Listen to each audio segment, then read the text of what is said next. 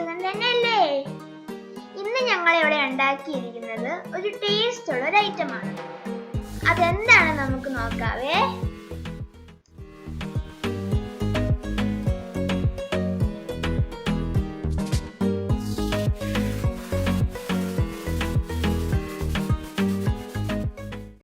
ഇന്ന് ഞാനിവിടെ ഉണ്ടാക്കാൻ പോകുന്നത് ഒരു ചിക്കൻ പക്കാവടയാണ്. അപ്പോൾ ഇത് ചിക്കനും ഓണിയനും ഒക്കെ ചേർത്തിട്ടാണ് ഞാനിവിടെ ഉണ്ടാക്കുന്നത്. അപ്പോൾ അതിന് വേണ്ടിയിട്ടുള്ള ചേരുവകൾ എന്തെല്ലാമാണെന്ന് നമുക്ക് നോക്കാം. അതിന് വേണ്ടിയിട്ട് ആദ്യം ഞാനിവിടെ എടുത്തിരിക്കുന്നത് ചിക്കനാണ്.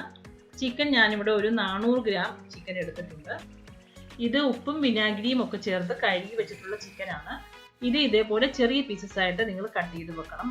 ചെറിയ പീസസ് ആയിട്ട് കട്ട് ചെയ്താലേ അത് പെട്ടെന്ന് നല്ലതുപോലെ വെന്ത് കിട്ടത്തുള്ളൂ. അതിന് വേണ്ടിയിട്ടാണ് ഇങ്ങനെ കട്ട് ചെയ്തിടുന്നത്.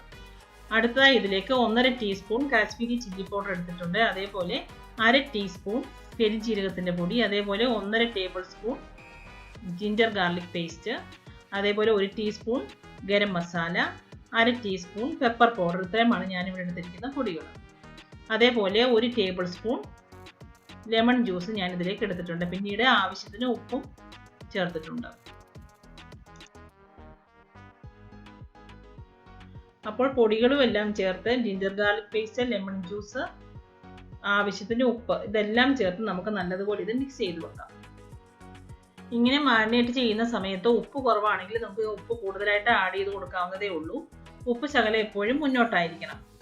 അപ്പോൾ ഇങ്ങനെ ഈ മാരിനേഷൻ നമുക്കൊരു ഏകദേശം 1/2 മണിക്കൂർ മുതൽ 1 മണിക്കൂർ വരെ നമുക്കിങ്ങനെ വെക്കാവുന്നതാണ്. അപ്പോൾ എത്രയും കൂടുതൽ വെക്കുന്നതോ അത്രയും കൂടുതലായിട്ട് ഇതിന് മസാല നല്ലതുപോലെ പിടിച്ചു കിട്ടും.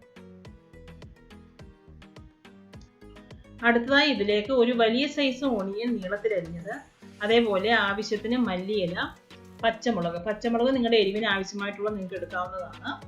അപ്പോൾ ഇത് മൂന്നും ഞാനിവിടെ റെഡിയാക്കി വെച്ചിട്ടുണ്ട്. അതേപോലെ ഇതിലേക്ക് വേണ്ടത് കടലമാവും അരിപ്പൊടിയുമാണ്. കടലമാവ് ഞാനിവിടെ ഒരു 5 ടേബിൾ സ്പൂൺ കടലമാവ് എടുത്തിട്ടുണ്ട്. 1.5 ടേബിൾ സ്പൂൺ അരിപ്പൊടി ഞാനിവിടെ എടുത്തിട്ടുണ്ട്.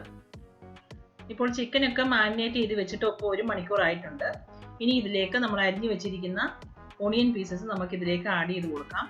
അതേപോലെ പച്ചമുളകും അതേപോലെ മല്ലിയിലയും ഇതെല്ലാം കൂടെ നമുക്ക് ഇതിലേക്ക് ആഡ് ചെയ്ത് കൊടുക്കാം. അപ്പോൾ ഇതെല്ലാം ആഡ് ചെയ്ത് കൊടുത്തതിന് ശേഷം ഇതിലേക്ക് എടുത്തു വെച്ചിരിക്കുന്ന കടലമാവും അരിപ്പൊടിയും കൂടി ഇതിലേക്ക് ആഡ് ചെയ്ത് കൊടുക്കാം.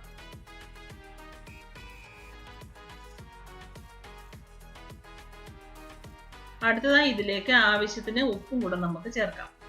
അപ്പോൾ ഉപ്പും ചേർത്ത് നല്ലതുപോലെ ഇളക്കുക. അതിനുശേഷം ഇതിലേക്ക് ആവശ്യത്തിന് വെള്ളവും കൂടി ചേർത്ത് നമുക്ക് നല്ലതുപോലെ കുഴച്ചെടുക്കാം. അപ്പോൾ ഈ പൊടികളും വെള്ളവും എല്ലാം ചേർത്ത് നമുക്ക് നല്ലതുപോലെ ഇത് കുഴച്ചെടുക്കാം. അപ്പോൾ ഈ കുഴച്ചെടുത്ത് വെച്ചതിന് ശേഷം ഇത് ഏകദേശം ഒരു 5 മുതൽ 10 മിനിറ്റ് വരെ നമുക്ക് വീണ്ടും റെസ്റ്റ് ചെയ്യാവുന്നതാണ്. അതിനുശേഷം നമുക്കിത് വറുത്തെടുക്കാം. അപ്പോൾ അടുത്തതായിട്ട് നമുക്കിതിന് ഇത് ഫ്രൈ ചെയ്തെടുക്കാം. അതിന് വേണ്ടിയിട്ട് ഞാനൊരു പാൻ സ്റ്റൗവിലേക്ക് വെച്ചിട്ടുണ്ട്. പാൻ ചൂടായി കഴിയുമ്പോഴത്തേക്കും നമുക്കതിലേക്ക് വെജിറ്റബിൾ ഓയിൽ ഒഴിച്ചു കൊടുക്കാം. ഓയിൽ ഒഴിച്ചു കൊടുക്കുമ്പോൾ നമ്മുടെ പക്കാവട മുങ്ങിക്കിടക്കാൻ പാകത്തിനുള്ള വിധം ഓയിൽ നമ്മൾ ഒഴിച്ചു കൊടുത്തിരിക്കണം. അതേപോലെ ഓയിൽ നല്ലപോലെ ചൂടായതിന് ശേഷം അത് മീഡിയം ഫ്ലെയിമിൽ നമുക്ക് വെക്കാവുന്നതാണ്. ഇപ്പോൾ ഓയിലെല്ലാം നല്ലതുപോലെ ചൂടായി വന്നിട്ടുണ്ട്. ഇനി ഇതിലേക്ക് നമ്മൾ എടുത്തു വെച്ചിരിക്കുന്ന ചിക്കൻ പക്കാവടയുടെ കുറച്ച് പീസസ് നമുക്ക് ഇതിലേക്ക് ആഡ് ചെയ്ത് കൊടുക്കാം. അപ്പോൾ ഇതിൻ്റെ പീസസ് നമ്മൾ ഇതിലേക്ക് ഇടുമ്പോൾ ചിക്കനും ഓണിയനും എല്ലാം കൂടെ ചേർത്തിട്ടുള്ള പീസസ് ആയിരിക്കണം നമ്മൾ ഇതിലേക്ക് ഇട്ട് കൊടുക്കേണ്ടത്. അപ്പോൾ ഞാനിവിടെ കുറച്ച് പീസസ് ഇവിടെ ഇട്ട് കൊടുത്തിട്ടുണ്ട്. ഇനി ഇത് നല്ലതുപോലെ ഫ്രൈ ആവുന്നതിന് വരെ നമുക്ക് വെയിറ്റ് ചെയ്യാം. അപ്പോൾ നമ്മുടെ ചിക്കൻ പക്കവട ചെറുതായിട്ട് ബ്രൗൺ കളറൊക്കെ ആയിട്ട് വരുന്നുണ്ട്.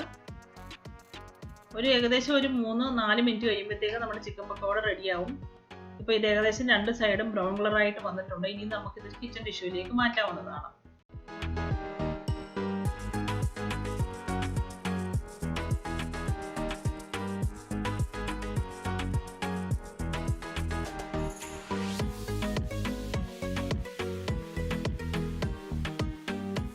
അപ്പോൾ നമ്മുടെ ടേസ്റ്റിയും ക്രിസ്പിയുമായ ചിക്കൻ പക്കാവട ഇവിടെ റെഡി ആയിട്ടുണ്ട്.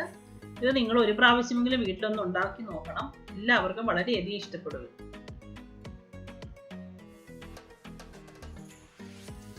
എല്ലാവരും ഇത് ട്രൈ ചെയ്ത് നോക്കണേ. വീഡിയോ കണ്ടിട്ട് ലൈക്കും സബ്സ്ക്രൈബും ചെയ്യണേ. Thank you.